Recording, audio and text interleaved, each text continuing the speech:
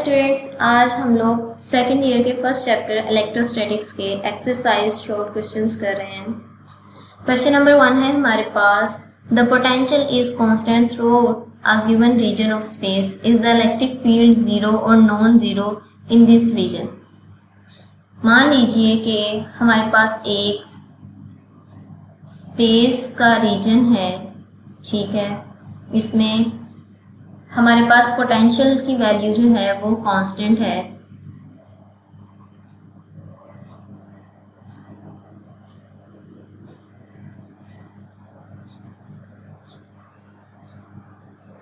Potential की value constant है, इसका मतलब है कि हमारे हर पॉइंट पर इस स्पेस में जो पोटेंशियल है वो सेम होगा। मान लीजिए यहाँ पर एक पॉइंट ए है और इसके पोटेंशियल को हम कहेंगे VA, और एक दूसरा पॉइंट किसी और डिस्टेंस पे B है और इसका पोटेंशियल डिफरेंस जो है वो VB है। तो हमारे पास अगर पोटेंशियल जो है इस रीजन में, इस स्पेस में चेंज नहीं हो रहा, तो हमारे पास VA is equal to VB होगा।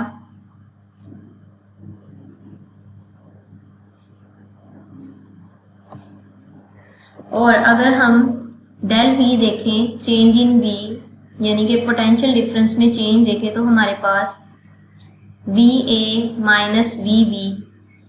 अब देखें, क्योंकि हमारे पास रीजन में पोटेंशियल की वैल्यू चेंज नहीं हो रही, जो A पर वैल्यू है वही B पर वैल्यू है, यानी कि हमारा VA जो है वो VB के इक्वल है। तो हमारे पास VA माइनस VB 0 के इक्वल आ जाएगा। अब हमने देखना है कि इलेक्ट्रिक फील्ड जो है उसकी वैल्यू क्या होगी, ठीक है। तो हम देखते हैं कि इलेक्ट्रिक फील्ड और वोल्टेज का रिलेशन हमारे पास ऑलरेडी क्या है। इलेक्ट्रिक फील्ड हमारे पास इक्वल होती है minus del V over del R के। अब हमारे पास चेंज इन V 0 है, तो हम डेल V की जगह पे 0 पुट कर रहे हैं और डेल R को एज इट इज लिख रहे हैं। अब डेल R से हम 0 को डिवाइड करें तो हमारे पास इलेक्ट्रिक फील्ड की जो फाइनल वैल्यू है वो 0 आ जाएगी, ठीक है। तो इसका क्या मतलब है? इसका मतलब ये है कि ऐसा रीजन जिसपे पोटेंशियल जो है वो कांस्टेंट है या पोटेंशियल चेंज नहीं हो रहा, उस रीजन में इलेक्ट्रिक फील्ड भी 0 होगी। अगर हम इस तरह का एक रीजन डिफाइन करें जहाँ पर पोटेंशियल चेंज नहीं हो रहा, ठीक है, तो ये हमारे पास एक ऐसा रीजन है इन दो पैरेलल प्लेट्स के दरमियान, जहाँ पे यहाँ पर इक्वली पॉजिटिव चार्ज हैं दोनों साइड्स पे, और यहाँ पे सेंटर पे कोई Q चार्ज है। तो इस पॉइंट पे हमारा जो पोटेंशियल है वो चेंज नहीं होगा, क्योंकि दोनों साइड पे पॉजिटिव चार्जेस हैं, ठीक है। ना लेफ्ट साइड से कोई फोर्स लग रही है और ना राइट साइड से कोई फोर्स लग रही है, ठीक है। तो इस सूरत में जो हमारा Q चार्ज है वो बिल्कुल स्टिल रहेगा। इसका मतलब ये है कि पोटेंशियल में चेंज नहीं आ रहा Q चार्ज के, और उसकी इलेक्ट्रिक फील्ड भी 0 है। हमने एक और रिलेशन पढ़ा था फोर्स का, फोर्स पर unit charge is equal to electric field के, ठीक है। अगर इस रीजन में पोटेंशियल जो है वो सेम है तो हमारी जो फोर्स है वो 0 लगेगी, ठीक है। फोर्स हमारी 0 होगी if V is equal to, if change in V is equal to 0। तो इस सूरत में हमारे पास 0 over Q is equal to E आ जाएगा, और फाइनल वैल्यू इलेक्ट्रिक फील्ड की हमारे पास क्या हो जाएगी? 0। इसका मतलब ये है कि कोई भी रीजन ऐसा जिसपे हमारे चेंज इन पोटेंशियल जो है वो 0 हो, वहाँ पर इलेक्ट्रिक फील्ड जो है वो 0 होगी। अब पोटेंशियल की वैल्यू 0 नहीं है यहाँ पे, लेकिन पोटेंशियल में चेंज 0 है, ठीक है। ये बात आप लोगों ने लाजमी याद रखनी है। हमारे पास VA पॉइंट पर भी 2 है पोटेंशियल, ठीक है, VB पॉइंट पर भी 2 है, लेकिन इसमें चेंज 0 है, लेकिन पोटेंशियल की वैल्यू 0 नहीं है। क्वेश्चन नंबर 2 है हमारे पास, suppose that you follow an electric field line due to a positive point charge, do electric field and potential increases और डिक्रीजेज। तो क्वेश्चन नंबर 2 में पूछा गया है कि अगर आप एक पॉजिटिव चार्ज की इलेक्ट्रिक फील्ड को फॉलो कर रहे हैं, ठीक है, तो उस सूरत में इलेक्ट्रिक फील्ड और पोटेंशियल क्या होगा। ठीक है, हमने बताना है कि इलेक्ट्रिक फील्ड और पोटेंशियल डिफरेंस, ठीक है, और पोटेंशियल क्या होगा, किस तरह से चेंज होगा। तो हम एक पॉजिटिव पॉइंट चार्ज की फील्ड बना लेते हैं। यहाँ पे सबसे पहले आपको पता है कि पॉजिटिव चार्जेस की फील्ड जो है वो आउटवर्ड डायरेक्शन में होती है। ठीक है,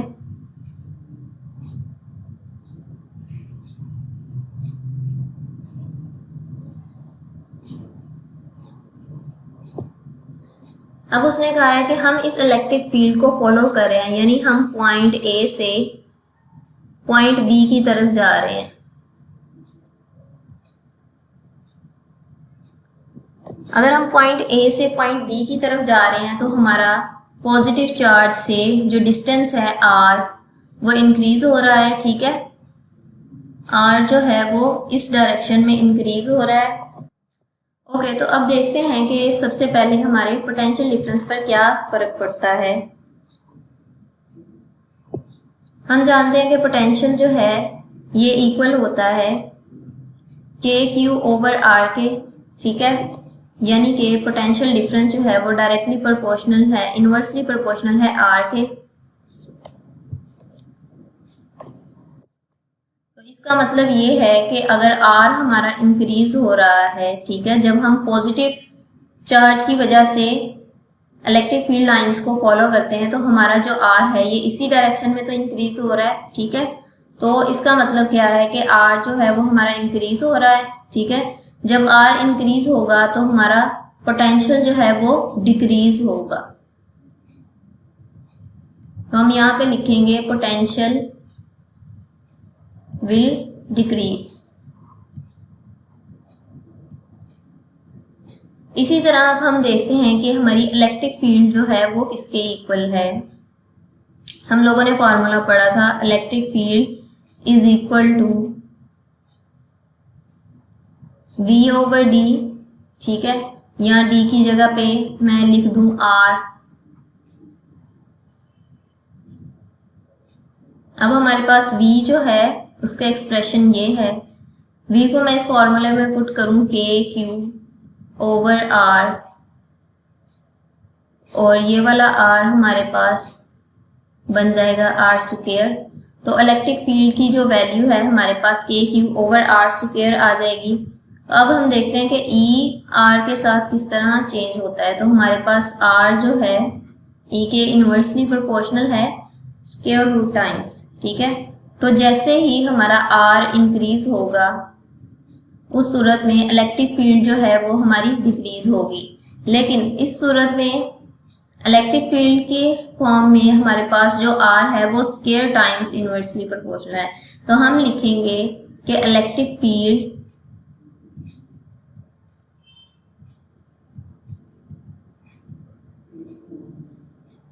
decreases square times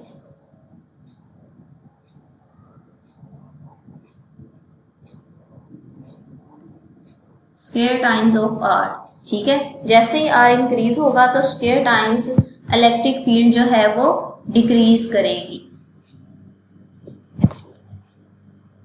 अब अगर हमारे पास यहाँ पे पॉजिटिव चार्ज की बजाय नेगेटिव चार्ज होता, ठीक है, और हम नेगेटिव चार्ज की फील्ड्स को फॉलो कर रहे होते हैं, ये हमारा एक नेगेटिव चार्ज है। ठीक है, अब इसकी वजह से हमारी जो इलेक्ट्रिक फील्ड लाइंस हैं वो इनवर्ड डायरेक्शन में होंगी। अब अगर हम पॉइंट ए से पॉइंट बी तक नेगेटिव चार्ज की इलेक्ट्रिक फील्ड्स को फॉलो कर रहे हैं, ठीक है, तो हमारे पास जो R है वो डिक्रीज हो रहा है। ठीक है, R इस डायरेक्शन में डिक्रीज हो रहा है, R हमारा इस डायरेक्शन में डिक्रीज हो रहा है। ठीक है, तो हमारे ये जो रिलेशन है ये बिल्कुल रिवर्स हो जाएंगे। वोल्टेज हमारा डायरेक्टली प्रोपोर्शनल था 1/r के। अगर R हमारा डिक्रीज हो रहा है नेगेटिव चार्ज की इलेक्ट्रिक फील्ड को फॉलो करते हुए, ठीक है, तो हमारे पास V जो है पोटेंशियल डिफरेंस वो इंक्रीज होगा। इसी तरह हमारे पास जो इलेक्ट्रिक फील्ड है वो 1/r² के प्रोपोर्शनल है। तो R अगर हमारा डिक्रीज हो रहा है, ठीक है, चार्ज से हमारा डिस्टेंस डिक्रीज हो रहा है, तो इलेक्ट्रिक फील्ड जो है वो स्क्वायर टाइम्स इंक्रीज होगी। क्वेश्चन नंबर 3 है हमारे पास, how can we identify that which plate of capacitor is positively charge. हम किस तरह आइडेंटिफाई कर सकते हैं कि कैपेसिटर की कौन सी प्लेट जो है वो पॉजिटिवली चार्ज है। चलिए सबसे पहले एक कैपेसिटर बना लेते हैं। हमारे पास पैरेलल प्लेट कैपेसिटर है।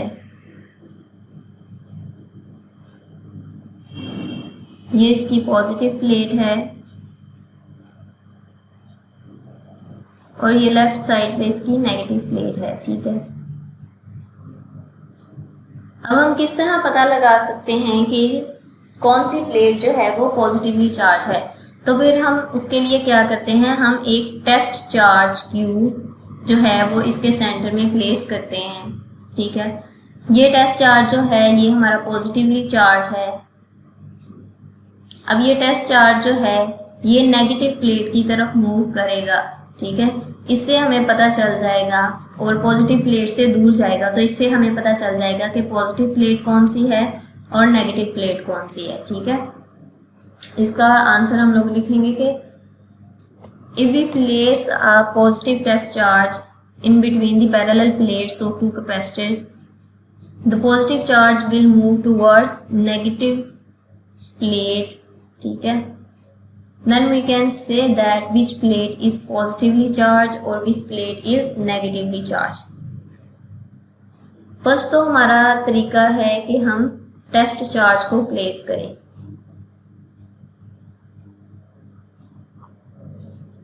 सेकंड हमारे पास जो है, सेकंड मेथड हमारे पास है कि हम वोल्ट मीटर को यूज करें।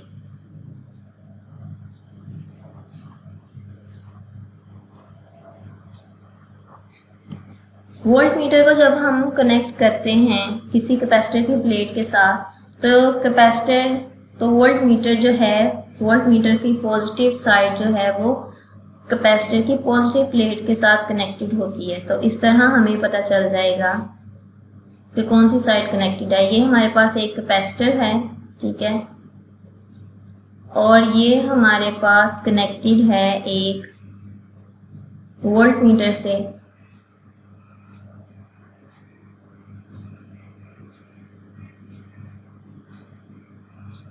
अब हम देखेंगे कैपेसिटर की जो ये वाली साइड है, ठीक है, लेफ्ट वाली साइड है, ये पॉजिटिवली चार्ज है।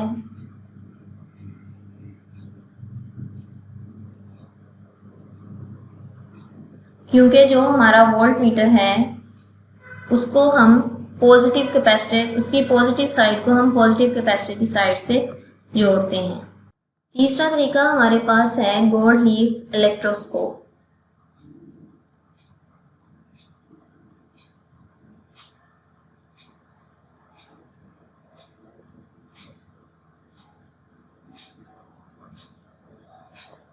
गोल्ड लीफ इलेक्ट्रोस्कोप की आप लोगों को शेप थोड़ी सी याद होगी। अगर ये positively charge gold leaf electroscope है, इसके ये जो लीव्स हैं दोनों, ठीक है, ये पॉजिटिवली चार्ज है। अगर हम कोई पॉजिटिव प्लेट कैपेसिटर की इसके करीब लेकर आए तो इसकी ये जो लीव्स हैं उनके दरमियान डाइवर्जेंस जो है वो इंक्रीज हो जाएगी और ये एक दूसरे से और ज़्यादा दूर हो जाएंगी, ठीक है। क्योंकि पॉजिटिव चार्ज जो है वो इन पॉजिटिव चार्जेस को रिपेल करेगा और ये पॉजिटिव चार्जेस नीचे आके इंक्रीज हो जाएंगे और ये जो गोल्ड लीफ के लीव्स हैं ये एक दूसरे को रिपेल करेंगी।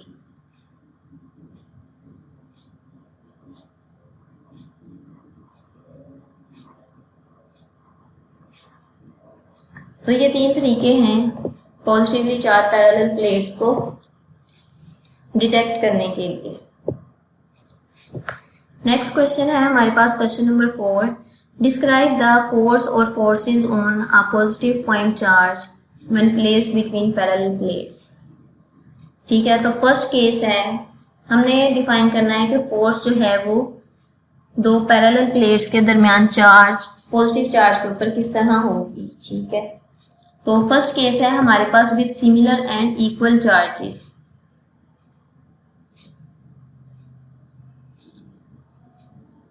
दो पैरेलल प्लेट्स हैं हमारे पास with similar and equal charges.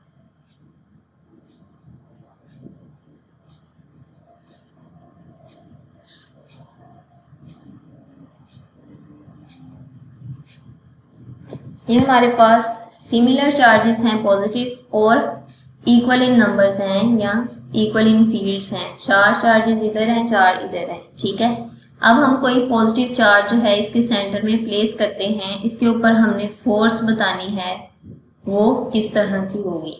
ठीक है, क्योंकि पॉजिटिव साइड पे भी सेम नंबर ऑफ चार्जेस हैं और लेफ्ट साइड पे भी सेम नंबर ऑफ चार्जेस हैं, तो दोनों तरफ से इसको रिपेल करेंगे, दोनों प्लेट्स जो है इस चार्ज को रिपेल करेंगी।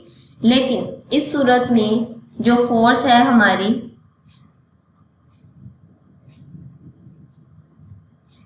वो किस तरह की होगी, will be equal, number one equal होगी और सेकेंड ऑपोजिट डायरेक्शन में होगी।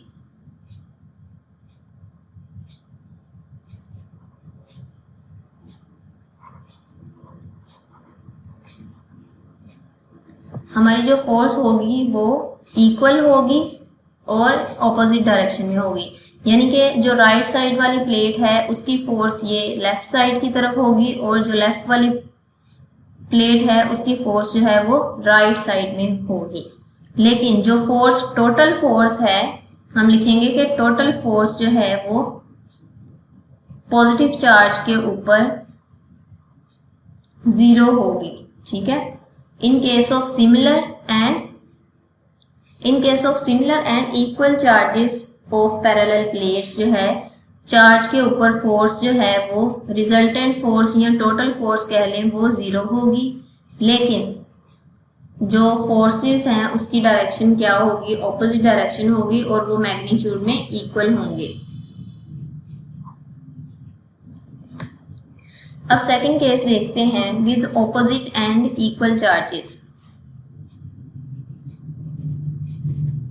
अब हमारे पास जो पैरेलल प्लेट्स हैं वो ऑपोजिट हैं, एक ऑपोजिट हैं और इक्वल चार्जेस। ठीक है, एक यानी कि पॉजिटिव है, ऑपोजिट चार्जेस हैं,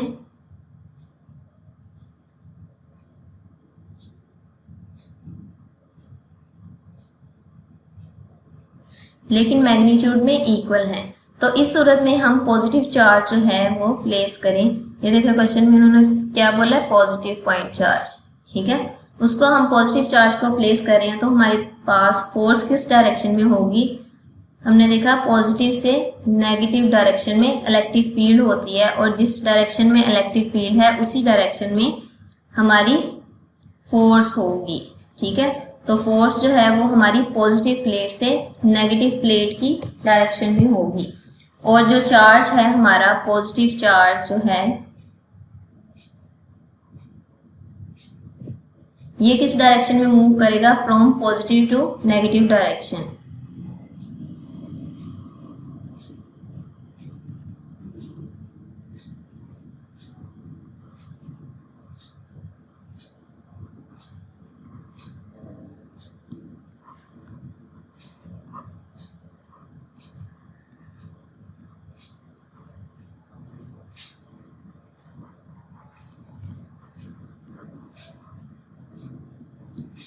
लेकिन अगर हमारे पास इसी जगह पे पॉजिटिव चार्ज की बजाय नेगेटिव चार्ज होता, नेगेटिव टेस्ट चार्ज होता, तो हमारी फोर्स जो है वो इसके बिल्कुल ऑपोजिट डायरेक्शन में होती। नेगेटिव प्लेट जो है वो इसको रिपेल करती और पॉजिटिव प्लेट जो है वो अट्रैक्ट करती।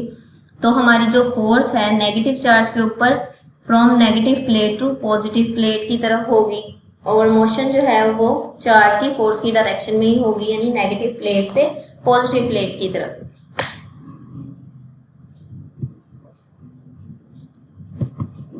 नेक्स्ट क्वेश्चन है हमारे पास, electric lines of force never cross each other why.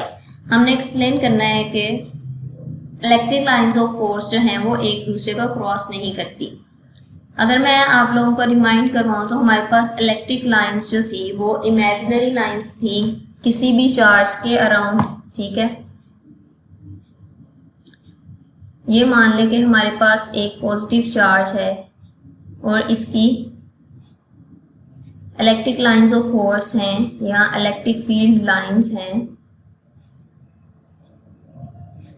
वो आउटवर्ड डायरेक्शन में हैं, ठीक है। अब देखें, हमने बताना है कि रीज़न कि ये एक दूसरे को क्रॉस क्यों नहीं करती, ठीक है। क्रॉस करने का मतलब है कि एक फील्ड की डायरेक्शन ये है और दूसरी फील्ड लाइन की डायरेक्शन ये है, तो ये एक दूसरे को क्रॉस कर रही हैं, ठीक है। लेकिन हमारी जो इलेक्ट्रिक फील्ड लाइंस हैं वो क्रॉस नहीं करती। उसकी रीज़न क्या है? रीज़न नंबर 1 है कि इलेक्ट्रिक फील्ड जो है, electric field lines has only one direction.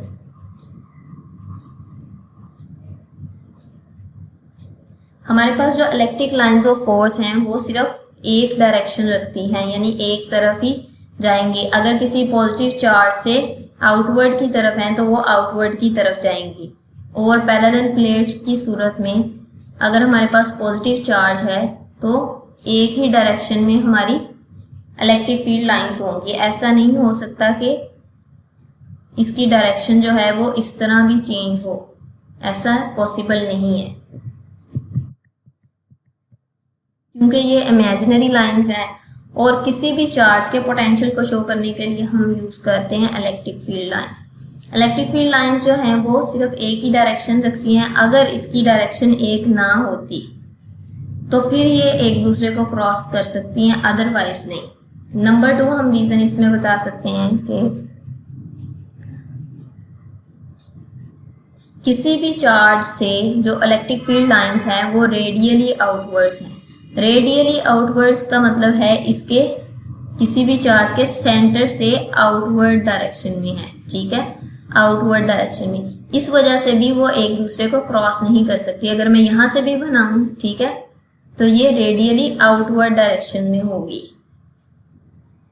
तो हम लिखेंगे नंबर 2 रीज़न जो है वो electric field lines are radially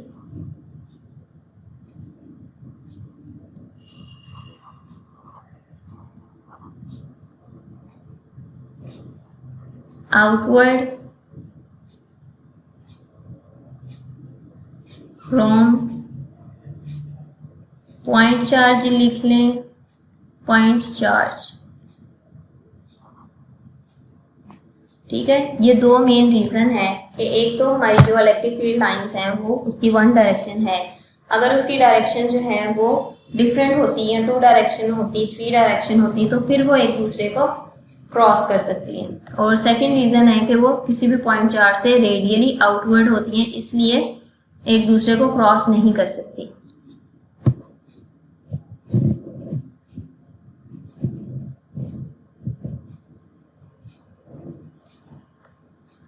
question number 6 है, if a point charge of mass m is released in a non-uniform electric field with field lines in the same direction pointing, will it make a rectilinear motion? सबसे पहले तो हम rectilinear motions की definition देखते हैं। हमारे पास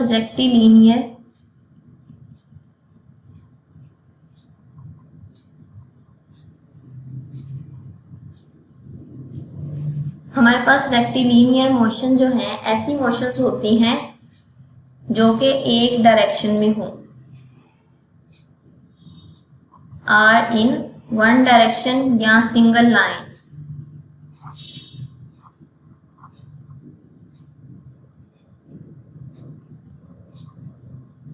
in one direction or in single line।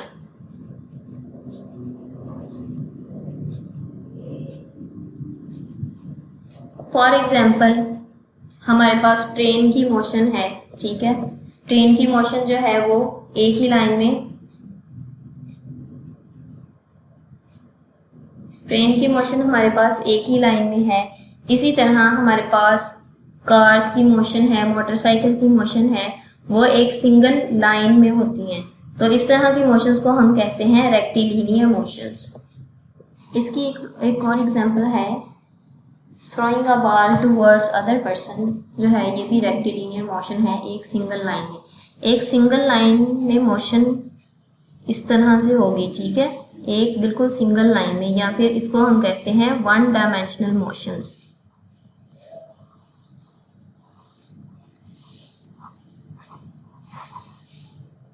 एक ही dimension में मोशन, ठीक है, सिंगल लाइन। अब हम देखते हैं कि हम इस क्वेश्चन में हमसे क्या पूछा। उन्होंने पूछा है कि एक पॉइंट चार्ज जो है मैस m के साथ रिलीज हो रहा है in non uniform electric field with field lines in same direction, ठीक है। सेम डायरेक्शन में फील्ड लाइंस हैं, लेकिन हमारे पास जो फील्ड है वो नॉन यूनिफॉर्म है। Will it make a rectilinear motion. तो पहले तो हम देखते हैं हमारे पास केसेस कितने आ रहे हैं जिसमें हम नॉन यूनिफॉर्म और सेम डायरेक्शन में फील्ड होगी। तो नंबर 1 केस में हमारे पास आ रही है 2 चार्जेस होंगे हमारे पास,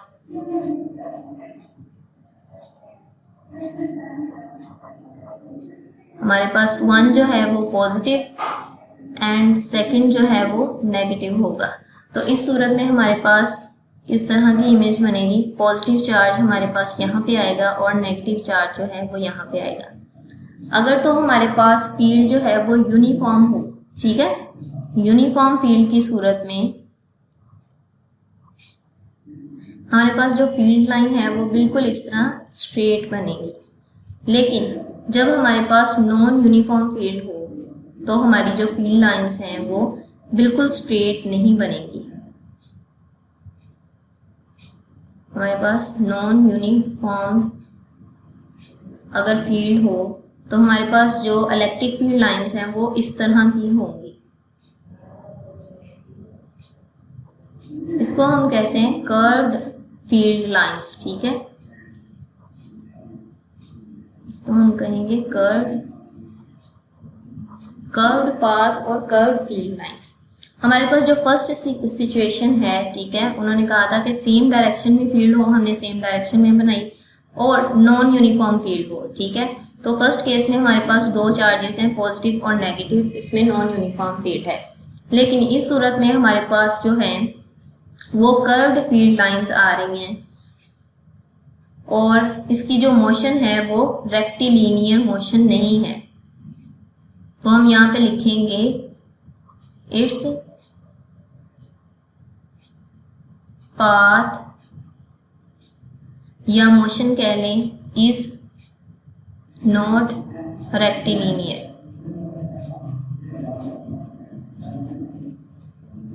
ठीक है, इसका जो पाथ है वो रेक्टिलिनियर नहीं है, बल्कि उसकी बजाय हम इस पाथ को या इसकी मोशन को हम कहते हैं कर्वीलिनियर मोशंस।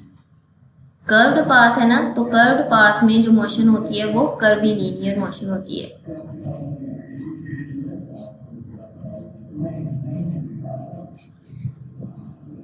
अब सेकंड केस में हमारे पास हम देखते हैं कि सेकंड केस में हमारे पास क्या आ रहा है। सेकंड केस में अगर हमारे पास नॉन यूनिफॉर्म फील्ड है और सेम डायरेक्शन में है तो इस सूरत में हमारे पास आएगी point charge, positive point charge है और इसमें हमारे पास नॉन यूनिफॉर्म फील्ड है। ठीक है, फील्ड नॉन यूनिफॉर्म होगी तो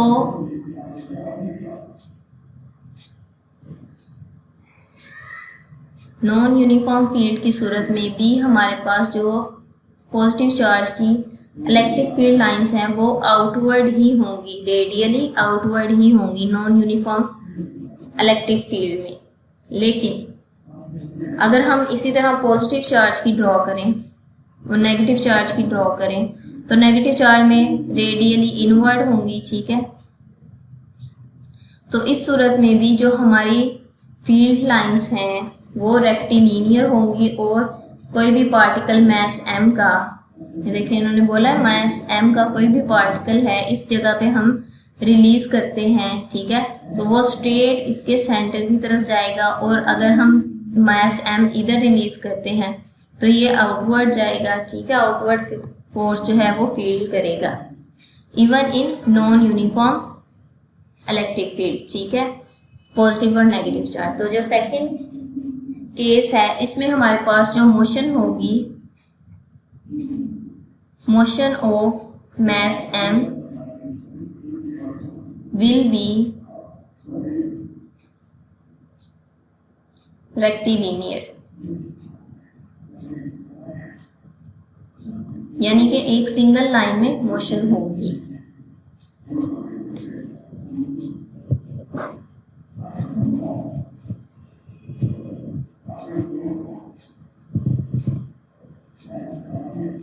क्वेश्चन नंबर 7 है हमारे पास, is electric field necessarily zero inside a charged rubber balloon if the balloon is spherical? Assume that charge is distributed uniformly over the surface।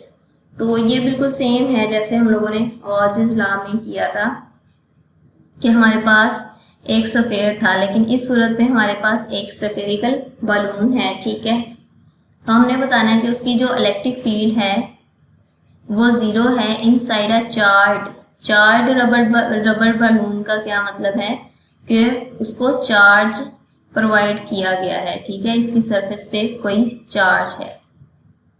Balloons का आप लोगों ने देखा है ना, अंदर से एम्प्टी होता है, ठीक है। If a balloon is spherical, तो हमने स्फेरिकल बलून बनाया। Assume that charge is distributed uniformly over the surface, surface के ऊपर चार्ज है और हमने बताना है कि इनसाइड जो है वो इलेक्ट्रिक फील्ड जीरो है। तो इसके लिए हम लोग क्या यूज करेंगे, हम यूज करेंगे गॉसेस लॉ। हम लिखेंगे by using Gauss's law. Gauss's law था हमारे पास, flux, electric flux is equal to total charge enclosed by the body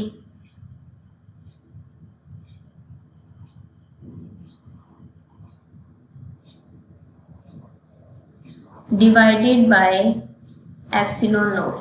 अब यहाँ पर देखें हमारे पास स्फेरिकल बलून है जो सरफेस से चार्ज है, ठीक है, और इनसाइड चार्ज रबर बलून के जो चार्ज है Q वो हमारे पास जीरो है।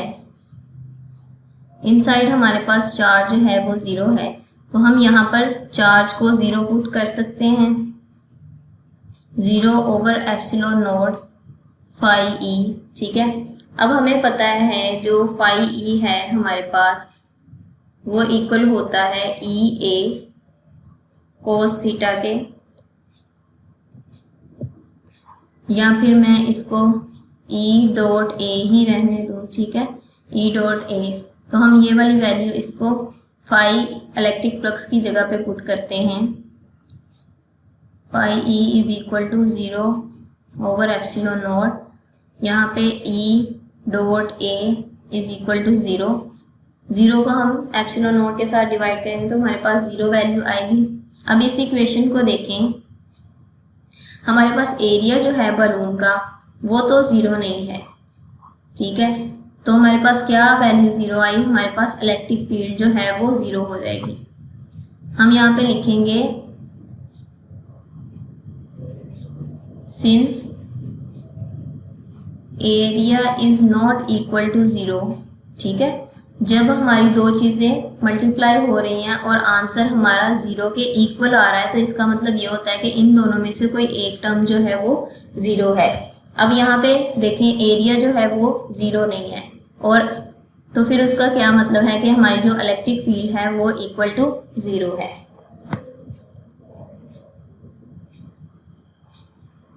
तो हम लास्ट पे लिखेंगे hence electric field inside a charged rubber balloon is equal to 0.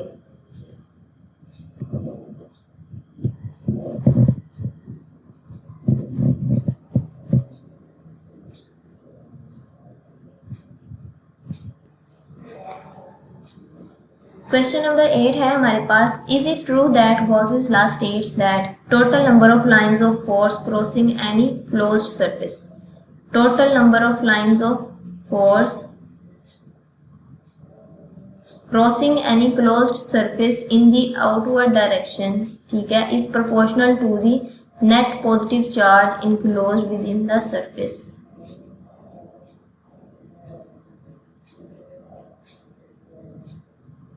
अब ये देखिए total number of lines of force, हमारे पास total number of lines of force किसके इक्वल था, हमारे number of lines of force हमारे पास फ्लक्स के इक्वल था। हम लोगों ने यही पढ़ा था, number of lines of force passing through any closed area is equal to flux. तो गॉसेस लॉ स्टेट करता है कि number of electric lines of force यानी कि फ्लक्स जो है हमारा, इसको हम लिखते हैं फ्लक्स, ठीक है, ये फ्लक्स की डेफिनेशन है, total number of lines of force. Flux जो है वो हमारा किसके इक्वल है, is proportional to net positive charge enclosed within the surface. तो हमारे पास गॉसेस लॉ जो है वो किसके इक्वल होता है, total charge Q over epsilon naught. अब ये देखें हमारे पास 1 ओवर एप्सिलॉन नॉट जो है ये कांस्टेंट है, तो हमारे पास जो टोटल फ्लक्स है वो किसके इक्वल आ जाएगा, Q के, और Q हमारे पास क्या है, टोटल चार्ज।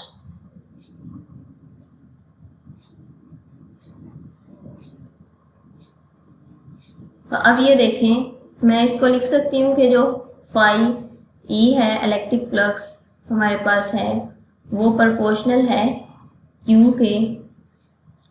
तो ये देखें गॉसेस लॉ जो है हमारा यही स्टेट कर रहा है, total number of lines of force crossing any closed surface in the outward direction is proportional to the net positive charge enclosed within the surface. तो हम लिखेंगे yes it is true that this is the statement of Gauss's law.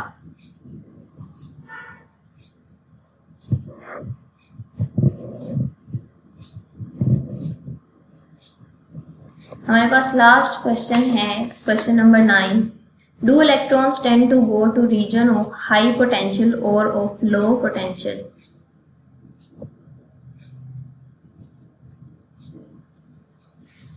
हमने देखना है कि जो electrons हैं वो हाई पोटेंशियल के रीजन की तरफ मूव करते हैं या फिर लोअर पोटेंशियल के रीजन की तरफ।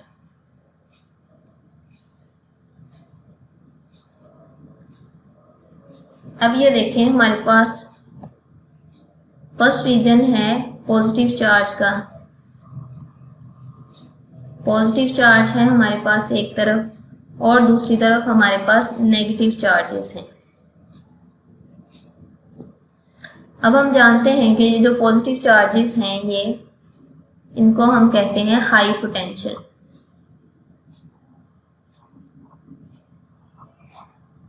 और नेगेटिव चार्जेस जो हैं ये हमारे होते हैं लो पोटेंशियल में।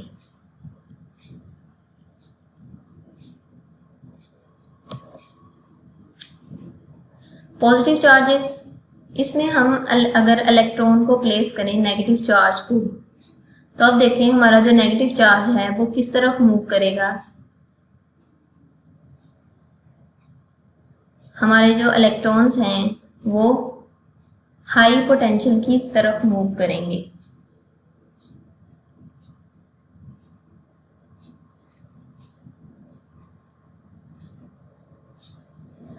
तो हम लिखेंगे कि electrons will move a reason